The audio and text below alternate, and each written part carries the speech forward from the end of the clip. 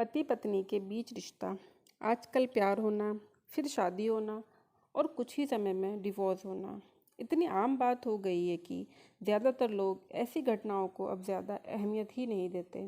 उनकी तरफ से कभी कभी बेवजह ही हो रहे अलगाव को रोकने के लिए कोई भी प्रयास नहीं किया जाता। आज की ये कहानी फ्रेंड ऐसे ही हो रहे अलगाव की है, जिसे खुद एक पत्नी अपने शब्दों में बता रही है। मेरे पति पेशे से एक इंजीनियर हैं। मैं उनसे उनके स्वभाव के लिए प्यार करती थी और जब मैं उनके चौड़े कंधे पर अपना सिर झुकाती थी तो मुझे गर्मजोशी और अजीब सा सुकून का एहसास होता था। 3 साल प्रेमालाप और अब शादी के 2 साल बीतने के बाद मुझे ये स्वीकार करना होगा कि मैं इससे थक गई हूँ। मेरे पहले उसे प्यार करने के जो भी कारण थे, अब वही मेरी सारी बेचैनी के कारण बन गए हैं। मैं एक भावुक महिला हूँ और जब रिश्ते और मेरी भावनाओं की बात आती है तो मैं बेहद संवेदनशील हूँ। मैं रोमांटिक पलों के लिए उसी तरह तरसती हूँ जैसे कैंडी के लिए तरस रही एक छोटी लड़की। मेरे पति मेरे बिल्कुल विपरीत हैं।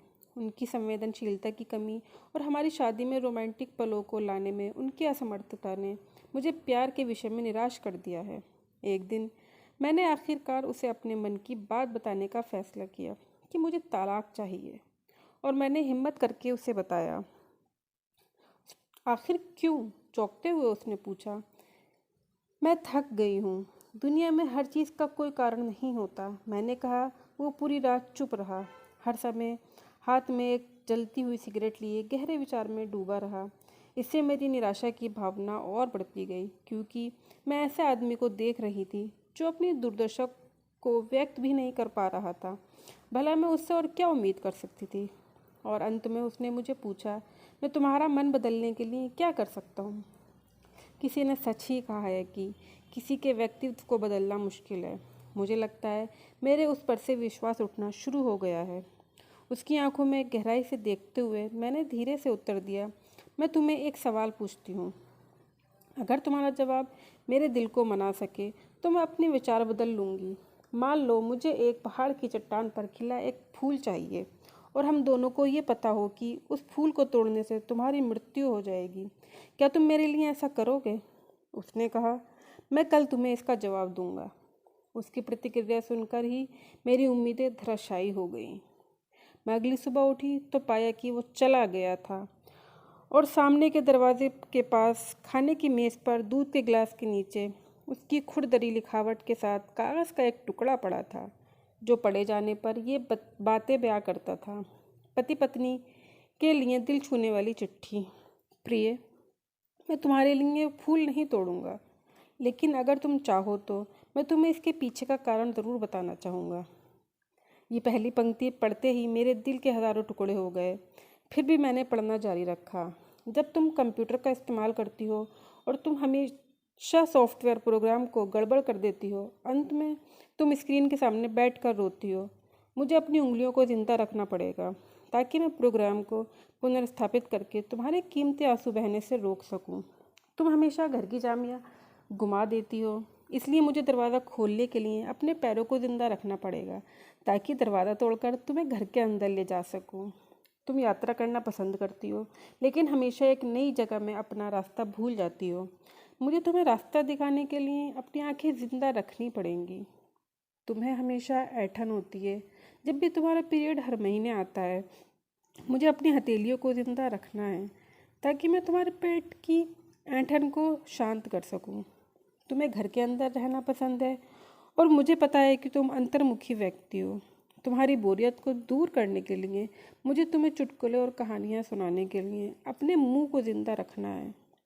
तुम हमेशा कंप्यूटर और टीवी देखती हो और इससे तुम्हारी आँखों का भविष्य अच्छा नहीं होगा।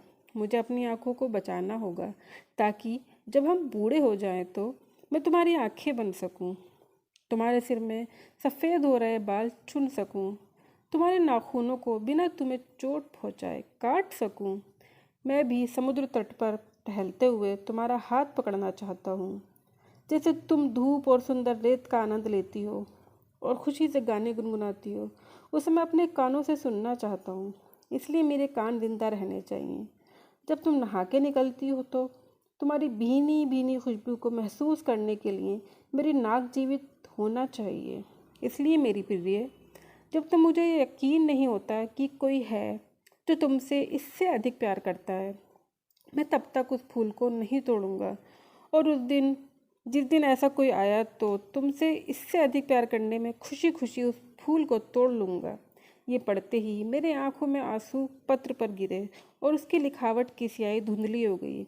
मैंने उसे पढ़ना जारी रखा। अब जब तुमने मेरा उत्तर पूरा पढ़ लिया है, अगर तुम संतुष्ट हो, अगर मैंने तुम्हारे दिल को मना लिया हो, तो कृपया सामने का दरवाज़ा खोलो, क्योंकि मैं बाहर खड़ा हूँ। तुम्हारी पसंदीदा ब्रेड और ताज़ा दूध के साथ। जल्दी से दरवाज़ा खोलने के लिए दौड़ी और उसके चिंतित चेहरे को अपने हाथों में कसकर पकड़ा और चूम लिया और उसकी बाहों में समा गई। अब मुझे पूरा यकीन हो गया कि कोई भी उतना प्यार नहीं करेगा जितना वो करता है, और मैंने फूल को नहीं तोड़ने का फैसला किया। यही जीवन है और प्रेम है। जब कोई प्यार से घिरा होता है तो उत्तेजना की भावना दूर हो जाती है और वो उस सच्चे प्यार को नज़रअंदाज कर देता है जो शांति और निरस्ता के बीच में होता है। फूल और रोमांस प्यार का हिस्सा हो सकते हैं, पर प्यार नहीं। फ्रेंड्स, आपको मेरी ये कहानी अच्छी लगी हो तो प्लीज़ लाइक करें, शेयर करें और मेरे चैनल को सब्सक्राइब ज़रूर करें और कमेंट